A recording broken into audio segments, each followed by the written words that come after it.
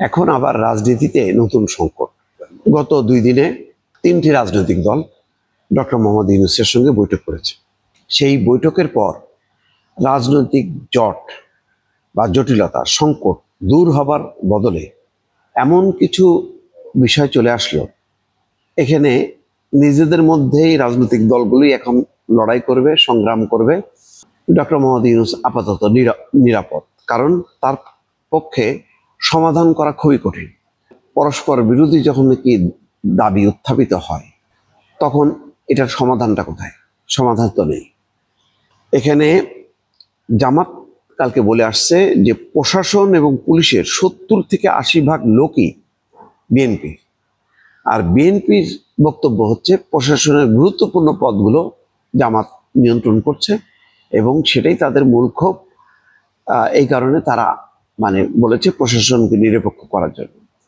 এখন জামাতও এই কথা বলছে, এনসিপিও দেখেন ঘুরে ফিরে কিন্তু সেই কথাই বলছে যে ডিসিএসপি এটা তো বড় দুটি রাজনৈতিক দল ভাগ বটারা করে নিয়ে গেছে, তাহলে তো আর এটা নিরপেক্ষ না।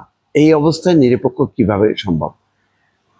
প্রধান উপদেষ্টা বলেছেন তিনি এখন থেকে নিজে দেখবেন, কিন্তু ওনার দেখবে যে ওনার দেখার যে চোখগুলো বা হাতগুলো কারোর না কারোর উপর নির্ভরশীল। তারা কারা? তারা তো কোনো না কোনো পক্ষের। এইটা একটা জটিল পরিস্থিতি তৈরি হয়েছে। এখন দিন যত যাবে রাজনৈতিক দলগুলোর মধ্যে অনৈক্য বাড়বে।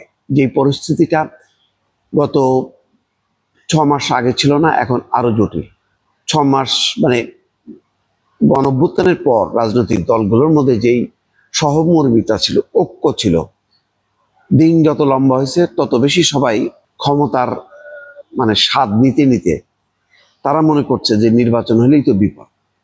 সুতরাং নানা রকম শর্ত সামনে আসলো এবং নির্বাচন পিছাইতে পিছাইতে ফেব্রুয়ারিতে গেল। বিএনপির দাবি ছিল ডিসেম্বর।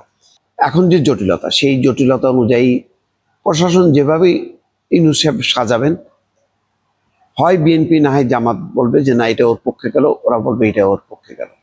এখন তাহলে নিরপেক্ষতা কোথায়? এটা একটা জটিল কিন্তু সংকট শুরু হয়ে গেল।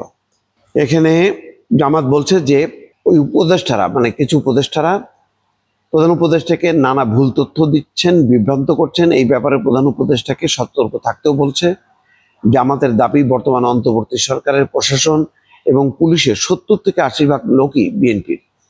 সূত্র বলছে কোনো দলের প্রতি পক্ষপাত থাকা উপদেষ্টারা কারা জামাত তাদের নামও উল্লেখ করেনি, তবে এসব উপদেষ্টার ব্যাপারে প্রধান উপদেষ্টাকে সিদ্ধান্ত নেওয়ার অনুরোধ জানানো হয়েছে। নিশ্চয়ই প্রধান উপদেষ্টার কাছে বলছে যে কারা তারা।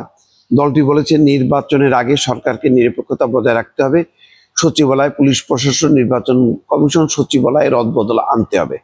আর এনসিপি তো বলছে যে পুরো নির্বাচন কমিশন বাতিল করতে হবে, পুনর্গঠন করতে হবে।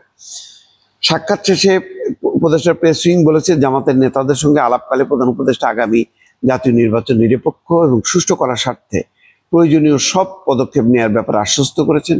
প্রধান উপদেষ্টা বলেছেন আমাদের নিরপেক্ষতা নিয়ে আপনারা নিশ্চিন্ত থাকতে পারেন। একটি অবাধ, নিরপেক্ষ, সুষ্ঠু নির্বাচন আয়োজনে আমরা ইতিমধ্যে নানা পদক্ষেপ নিয়েছি, সামনে আরো নানা উদ্যোগ আপনারা দেখতে পাবেন। এখন এখানে বলা হচ্ছে জামাতের দায়িত্বশীল সূত্র বলছে বিএনপির হয়ে কাজ করা কয়েকজন উপদেষ্টার নামের তালিকা জামাতের প্রতিনিধি দল সঙ্গে নিয়ে গিয়েছিল, তালিকা নিয়ে গেছে। এছাড়া সচিব পর্যায়ের 40 জন কর্মকর্তার তালিকা নিয়ে গিয়েছিল যারা বিএনপির হয়ে কাজ করছেন বলে জামাত মনে করে, কিন্তু পরিবেশ না থাকায় তারা সেই তালিকা প্রধান উপদেষ্টাকে দেয়নি। তালিকা দুটি পরে পাঠানো হবে। তবে তারা আলোচনায় প্রধান উপদেষ্টাকে বলেছেন সরকারের প্রশাসন এবং পুলিশের 70% লোকই বিএনপির। এখন তারা বাকিদের বের করে দিতে চাইছে। তাহলে এখন 70-80% লোক বের করে দিয়ে কাদেরকে বসাবে? এখন মুশকিল হলো এই যে যারা আওয়ামী লীগেরও না, যারা বিএনপিরও না, জামাতেরও না, তাদের ব্যাপারে বলা হবে এরা স্বৈরাচারের দোষী। তাহলে প্রশাসন চালাবে কে? পুলিশ চালাবে কে? কিভাবে হবে নির্বাচন? এটা তো এক কঠিন ব্যাপার। এখন দেখা যাচ্ছে যে সামরিক বাহিনীর সমস্ত ওই ক্যাপ্টেন, মেজর থেকে শুরু করে সকল পর্যায়ের কর্মকর্তাদেরকে এখন ডেপুটেশনে নিয়ে আসতে হবে প্রশাসন এবং পুলিশ। এছাড়া তো কোনো উপায় নেই। পরিস্থিতি এমনটাই, দর্শক।